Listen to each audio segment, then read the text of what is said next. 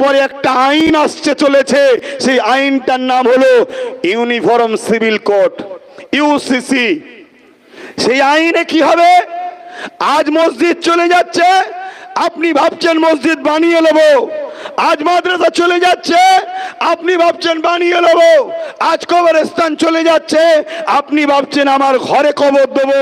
কিন্তু মনে রাখবেন, ইউনিফর্ম সিভিল কোড আসছে, যেখানে আপনার জন্য কোরআন ব্যান্ড হবে, যেখানে আপনার জন্য নামাজ ব্যান্ড হবে, যেখানে আপনার জন্য রোজা ব্যান্ড হবে, যেখানে আপনাকে ইসলাম ধর্মের কালচার করতে পারবেন না। আপনি আপনার ধর্মীয় কালচারে যে বিবাহ করছেন, ওই বিবাহ চলবে না। এক দেশ এক আইন। সেই আইনটা হলো কি? আমার দেশের রাজা হবে, রাজা যা করবে তাই হবে। আমার কথা শুনছেন আপনারা? বিগত দিন যা বলেছিলাম আজ ঘটছে, আজ যা বলছি আগামী দিন ঘটবে। বড় পাওয়ারের সাথে বলছি ঘটবে। হ্যাঁ, এটাকে রুকা যাবে। এটাকে রুখতে গেলে সর্বপ্রথম আমাদেরকে অঙ্গীকারবদ্ধ হতে হবে। এই মাইকে কথা বলার নয় ভাই, কথা বুঝে আসছে তো? আজকের দিনটা আমি ছুটি পেয়েছিলাম, ঘরের সময় দিইনি, পরিবার বাচ্চা মা বাপের সাথে সময় দিইনি, আবার বেরিয়ে পড়েছি। আজকে ওটা দেবে।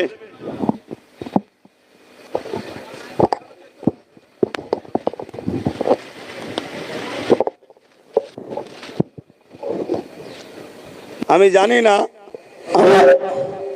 আমার এই ভাইকে আমি দোষারোপ করছি না, হতে পারে ইলেকট্রনিক্স জিনিস, আবার পানি হয়েছে, কিন্তু এটাও চলছে সমাজে। প্রশাসন থেকে চাপ দেওয়া হচ্ছে। আমি এখানকার কথা বলছি না, অনেক জায়গায় চলছে। কারণ এখানের প্রশাসন, দত্তপুকুর থানা, আমার জানা মতে সর্বসময় কিন্তু আমাদের সঙ্গে মানববন্ধন, মানবতার এবং সংবিধানের ডায়েরির মধ্যে থেকেই কাজ করছে। আমরা বিগত দিন থেকে দেখে আসছি। এইটুকু আমি বলতে বাধ্য হব, কেন তারা করেছে, কথা বুঝে আসছে। কিন্তু অনেক জায়গায় চলছে এই ঘটনা। তো ভাই, এই ইউসিসি কেও বন্ধ করা যাবে, সবটাই সমস্যা সমাধান হবে। আমাদেরকে তার জন্য কয়েকটা কাজ করতে হবে। প্রথম নম্বর কাজ হলো, আমরা যেমন দৈনিক খাই, আমরা বুঝতে পেরেছি না খেলে বাঁচবো না। আমাদের প্রতিজ্ঞাবদ্ধ হতে হবে, জীবন দিয়ে হলো সংবিধান বিরোধী কালা কানুন ওয়াকফকে বাঁচাবো আমরা। এই আইনকে আমরা কোনোভাবে লাগু হতে দেব না। এই অঙ্গীকারবদ্ধ আপনারা হতে পারবেন? আমার আওয়াজ বুঝছেন আপনারা? এই অঙ্গীকারবদ্ধ হতে পারবেন? যেমন দুপুরে আপনারা খান, প্রতিদিন আপনার মাথায় একটা চিন্তাকে রাখতেই হবে যে আমরা অঙ্গীকারবদ্ধ হচ্ছি। আজ খিলকাপুর মাঠ থেকে হাত তুলে অঙ্গীকারবদ্ধ হব। আপনারা রাজি আছেন? সেই অঙ্গীকার এটাই হবে, হাত তুলে সাক্ষী দেন যে আমরা প্রতিদিন যেখানেই থাকি অঙ্গীকার করছি ওয়াকফ কালা কানুনকে বাতিল করতে গিয়ে যদি আমাদের জীবন লাগে, আমরা জীবন দিতে প্রস্তুত। আমাদের যদি প্রয়োজন হয় কারো বিরুদ্ধে যুদ্ধ করতে, আমরা যুদ্ধ করতে প্রস্তুত আছি, রাজি আছে।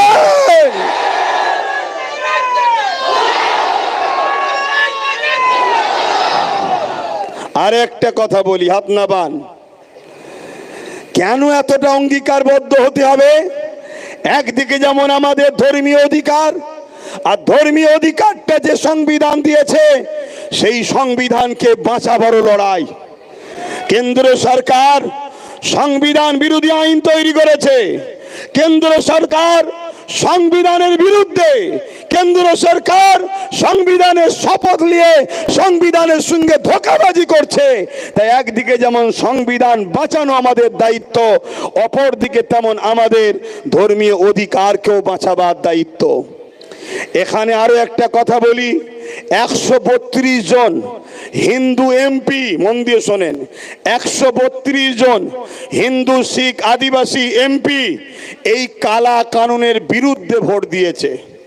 তাহলে এই ওয়াকফ কালা কানুনের লড়াই হিন্দুদের বিরুদ্ধে নাকি আদিবাসীদের বিরুদ্ধে, কোন জাত ধর্মের বিরুদ্ধে? এ আইন যারা করেছে সংবিধানের দুশ্মন, তারা, তাদের বিরুদ্ধে দেশবাসীর লড়াই, ঠিক না বেঠিক? তাহলে এই আন্দোলনে শুধু মুসলমান থাকবে কেন? এই আন্দোলনে হিন্দুরা আসবে, এই আন্দোলনে আদিবাসী আসবে, এই আন্দোলনে সাঁওতাল আসবে, এই আন্দোলনে বাগদি আসবে। আসা দরকার আছে না নাই?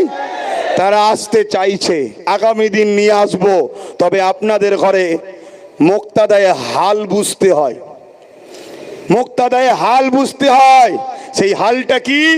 আজ যেমন ধর্মীয় সবাই রয়েছে, স্লোগান দিচ্ছেন নরের তকবীর আল্লাহ আকবার, ঠিক আছে, কিন্তু যখন সর্বে ধর্মের মানুষ থাকবে সেখানে নরের তকবীর আল্লাহ আকবার, এটা কি আপনার ইসলাম কি বলছে নাকি?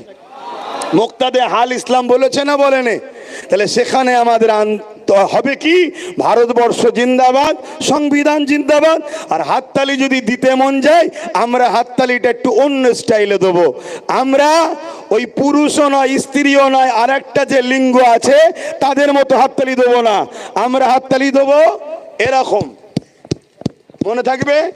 সবাই দিন, সবাই দিন, সবাই দিন। আমি দলিল দিচ্ছি, হাদিসে আছে, দিন। এবার শুনেলেন, কালচার শিখুন। আমার নবী পাক সাল্লাল্লাহু আলাইহি ওয়াসাল্লাম নামাজে ইমামতি করছেন, উলামারা রয়েছেন। সিদ্দিকে আমার নবী পাক বিচারে গেছেন, এক গোত্রের, অত বড় তো বলার সময় নাই, জলসা এলে বলবো কোনি। বিচার করতে গেছেন, আসরের নামাজের ওয়াক্ত চলে যাচ্ছে, দেরি হয়ে গেছে, তাই সিদ্দিকে আকবর ইমামতির জায়গায় দাঁড়িয়ে গেছে। এমন সময় হুজুর এসে গেছে, সাহাবারা কাতার আস্তে আস্তে ছাড়ছে, একেবারে রসুল আবু বকর সিদ্দিকের পিছনে গেছে। সাহাবা হুজুররা সিদ্দিকে আকবরকে বুঝাবে বলে যে রসুল এসে গেছে, হাতের নিয়ত করেছিল এভাবে, এক হাতের উপরে আর এক হাত বাজিচ্ছে। সাহাবা আবু বকর সিদ্দিক কোরআন পড়তেইছে, হুজুর এত কোরআনে মকসুল হয়ে গেছে, বুঝতে পারছেন না।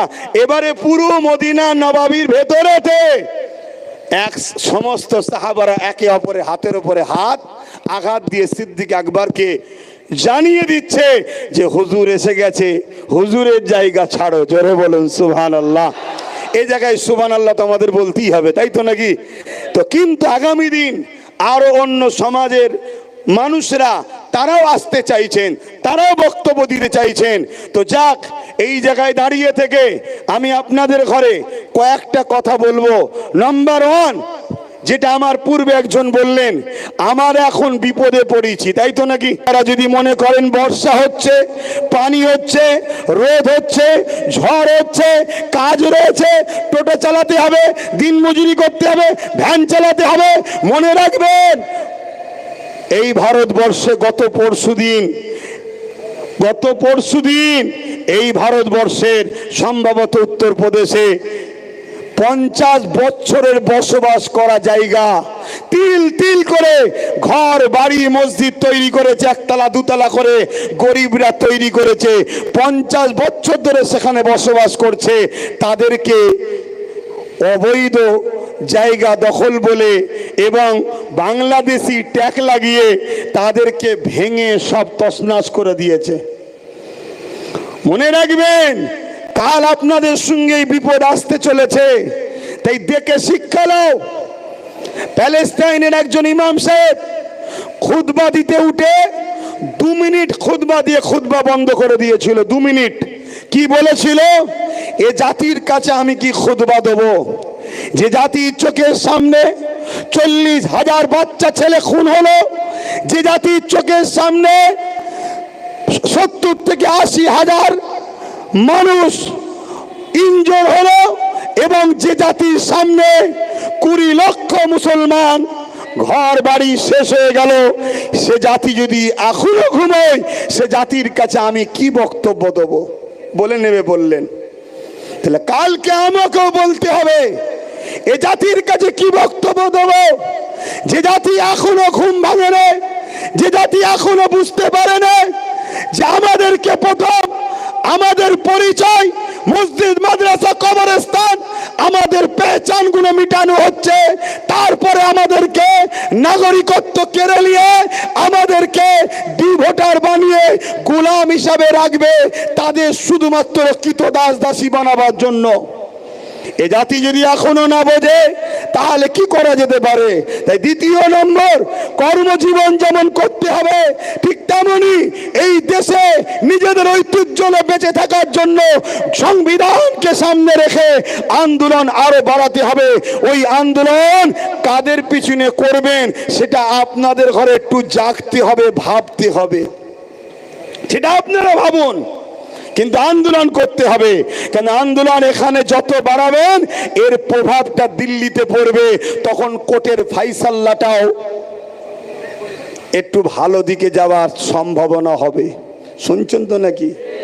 হ্যাঁ, শেষ কথা বলে যাচ্ছি। 3 নম্বর, এই আন্দোলন নিয়ে আরো একটা কথা বলি। এখানে আমার ভাইয়েরা বারবার বলছিল 2% শিখের আন্দোলন, 3% শিখের আন্দোলন কামিয়াবি হয়েছে, তাহলে আমাদেরটা হবে না কেন? আমি একটা কথা ধরিয়ে দেবো সম্মানার্থে, আমরা শিখ নয় তাই আমাদেরটা হবে না। আমরা শিখ ধর্মের নয় তাই আমাদেরটা হবে না। যদি বলেন কেন? আমরা শিখ ভাইয়েরার যে আদর্শের উপরে চলছে, আমরা ওই আদর্শ থেকে অনেক দূরে সরে গেছি। আজকে তারাও নীতি থেকে বিসর্জন হয়নি, আর আমরা মুহাম্মদ সাল্লাল্লাহু আলাইহি ওয়াসাল্লাম অনুসারী দাবি করছি ঠিকই, কিন্তু আমরা নীতি থেকে বিক্রি হয়ে গেছি। তারা এজন্য সাকসেসফুল হতে পেরেছিল, তাদের পিছনে পাঞ্জাব সরকার সাথ দিয়েছিল, তাই তারা কামিয়াবি হতে পেরেছিল। কিন্তু আমরা, আমাদের সরকার উপরন্তু সাথ তো দেবে না, বলছে দিল্লি চলে যাও। এখনো তোমরা গ্রামে গ্রামে দেখো, তোমাদের গ্রামের অনেক মুসলমান রাজ্য সরকারের এখনো চাটুকারিতা করছে। তাহলে বলো আমরা কি করে কামিয়াবি হব? তবে হ্যাঁ, আমি মনে করি যদি আমরা 5% মজবুত হতে পারি, এই অঙ্গীকার নিয়ে জীবন দেবো, আইন হতে দেবো না, ইনশাল্লাহ প্রথম লাইনে আমি দাঁড়াবো, তারপরে তোমরা দাঁড়াবে। বুলেটের গুলি খেতে হয়, আগে খাবো আমি মসজিদ মাদ্রাসা কোরআন সংবিধানের জন্য। তাহলে আমি বলে যাচ্ছি এই 5% এই আইনকে বাতিল করে ইনশাল্লাহ দেখাবো। কিন্তু তার জন্য বাপ সেই অঙ্গীকার নিতে হবে। ঝড় হলে ডাকলেও আসতে হবে, বাজ পড়লে ডাকলেও আসতে হবে, কাদা পানিতে ডাকলেও আসতে হবে, রোদে ডাকলেও আসতে হবে। ওই ঢালায় উঠে দাঁড়িয়ে থাকবে স্বপ্ন দেখলে হবে না। দেখুন না, ঢালায় উঠে দাঁড়িয়ে আছে, কাদা না পায়ে লেগে যায়। তাহলে কাদা যদি পায়ে না লাগাতে চান, তাহলে আগামী দিন গায়ে খুন লাগাতেও তো চাইবেন না। কথা বুঝছেন না? বোঝেন না? সে নিজের হোক আর দুশ্মনের হোক, লাগাতে তো চাইবেন না। তাহলে কি করে হবে? কথা কি খারাপ লাগছে? আমাকে অনেকে বলে যে আব্বাস সিদ্দিকী সব ঠিক আছে, কিন্তু কথা কোনো বড় গরম বলে ফেলে। আমি কিছু গরম বলছি না তো। কেন্দ্র সরকার জোর করে আমার মসজিদ নিয়ে নিচ্ছে, ওটা গরম নয়। কেন্দ্র সরকার দূর হাঁটো বলাটা গরম? কেন্দ্র সরকার জোর করে আমার বাপ মাদের পূর্বপুরুষদের কবরের স্থানের উপরে মদের আড্ডা, বার, সিনেমা হল, থিয়েটার খুলতে চাইছে, এটা অন্যায় নয়। আমি যদি বলি এই অন্যায়ের বিরুদ্ধে সংবিধানকে সামনে নিয়ে ওদের বিরুদ্ধে যুদ্ধ করতে হবে, তাহলে আমি অন্যায় বলে ফেললাম। বড় দুঃখ। তাহলে জাতির মধ্যেই সরষে ডাল দিয়ে ভূত ছাড়াচ্ছি, তাতেই যদি ভূত বসে থাকে তো ভূত যাবে কি করে? জাতির মধ্যেই যদি গাদ্দার থাকে তো কি করে কি হবে? তো যাক, শেষ কথা বলে যাচ্ছি, শেষ। এই ওয়াকফ কালা কানুনকে বাতিল করতে গেলে আর একটা রাস্তা আছে, সেটা হলো কি, যদি আজকে জোর করে করেও ফেলে, শুনছেন, জোর করে যদি করেও ফেলে, এখন থেকে অঙ্গীকারবদ্ধ হন, যে পাওয়ারে তারা আইন করেছে ওই রাজ পাওয়ার আমরা দখল করব। যারা সেকুলার মাইন্ডের যত দল আছে সেই দলকে আমরা সাথে নেব, তাদেরকে একটা কথাতেই আমরা সাথে নেব, সেটা হলো পার্টনারশিপ। তোমার দালালি করবো না, তোমার ভাড়াটিয়া খেলবো না, পার্টনারশিপে তোমার সঙ্গে আমরা থাকতে রাজি। একটাই শর্ত, কোনোদিন যদি আমরা ক্ষমতার আসন দখল করতে পারি, যেভাবে গায়ের জোর দেখিয়ে সংবিধান বিরোধী করে আমাদের মসজিদ মাদ্রাসাকে নিয়েছে, আমরা আওয়াজ তুলব, সেই দিন ক্ষমতার আসনে বসে আমরা আমাদের মসজিদ মাদ্রাসা ওয়াকফের জায়গাকে আমরা আবার আইন তৈরি করে আমরা ফিরিয়ে দখল করে নেব। এই পাওয়ারের দরকার আছে না নাই? জোরে বলুন, আছে না নাই? হাত তুলে বলুন আমার সাথে একমত আপনারা, আমার সাথে একমত আপনারা। এই হাত যদি সত্য হয় তাহলে হাতটা নেবিয়ে দিয়ে আরো একবার সাক্ষী দেন। আন্দোলন তো শুরু হলো, আন্দোলন তো শুরু হয়েছে 10 বছর আগে থেকে। এই আন্দোলন বিভিন্ন জায়গায় আজও হচ্ছে, হবে, কিন্তু আগামী দিন এই আন্দোলনকে আমি চাইছি আপনাদেরকে সাথে করে নিয়ে কলিকাতার ব্রিগেডে নিয়ে যেতে চাই। আপনারা কি নিজেদের খরচে যেতে রাজি? যেতে রাজি? যেতে রাজি? কেন? আমি দেখতে চাই, আমি দেখতে চাই আমার দেশের সেনাবাহিনীরা সত্যি পারমিশন দেয় না সাপ হয়ে কেমরে উজা হয়ে কেউ ঝাড়ছে, এটাও দেখা দরকার আছে। ঠিক না বেঠিক গো? কেন? আমিও একবার ট্রাই করতে চাই। কথা বুঝে আসছে না? না কি ঘটনাটা ঘটেছিল? তাহলে আন্দোলন হবে, তাহলে রাজ পাওয়ারের দরকার আছে না নাই? সেই রাজ পাওয়ারটা কি কারো ভাড়াটিয়া, কারো দলের দালালি করা, কারো দলের তোষণ করা? আমরা কংগ্রেস, বাম, টিএমসি যারা সেকুলার দাবি করে এদের কাছে একটাই মেসেজ জানতে চাই, আমরা ডায়ে বায়ে সামনে পিছনে বুঝি না। তোমরা যদি কেউ কথা দাও ভাগিদারিতে আসবে, এবং আগামী দিন আমরা যদি পুরো দেশ জুড়ে তাদের 10 বছর যেতে পারে, 15 বছর যেতে পারে, আমরা যেমন কেন্দ্র সরকার গায়ের জোর দেখিয়ে সংখ্যাগরিষ্ঠতা দেখিয়ে আমাদের ওয়াকফকে কেড়ে নিচ্ছে, সেদিন আমরা ওই ওয়াকফকে সংখ্যাগরিষ্ঠতা দেখিয়ে আমাদের জিনিস আবার আমরা ফিরিয়ে নেব। এই অঙ্গীকারে আমরা প্রস্তুত আছি না নাই? তাহলে 3টে অপশন দিলাম। নাম্বার 1 সুপ্রিম কোর্ট, নাম্বার 2 গণ আন্দোলন বাড়াতে হবে। আগামী দিন কালকেই যদি ডাকি পাওয়া যাবে, কালকেই যদি ডাকি পাওয়া যাবে। আর দ্বিতীয় নম্বর, 3 নম্বর কথা হলো কি, রাজ পাওয়ার তৈরি করতে হবে। এখানে আর একটা কথা আপনাদের প্রচার করতে হবে কি, এই ওয়াকফ জায়গার উপরে কোনো যদি কর্পোরেট পুঁজিপতিরা কোন রকম যদি ডেভেলপমেন্ট করে, উন্নতি করে, কোটি কোটি টাকা খরচ করে আমাদের জায়গা দখল করলে যদি করে, আমরা যদি ক্ষমতায় আসতে পারি, সেই দিন কি করব, যার যা সম্পদ লাগিয়েছে সবটাই ওয়াকফের বলে গণ্য করা হবে। তাহলে এই প্রচারটা যদি করা হয়, তাহলে আজকে যদি কেন্দ্র সরকার কাউকে বিক্রি করতেও চায়, সে খরিদ করার আগে ভাববে, কেন পাল্লা যে কখন কার উল্টায় কেউ বোঝে না।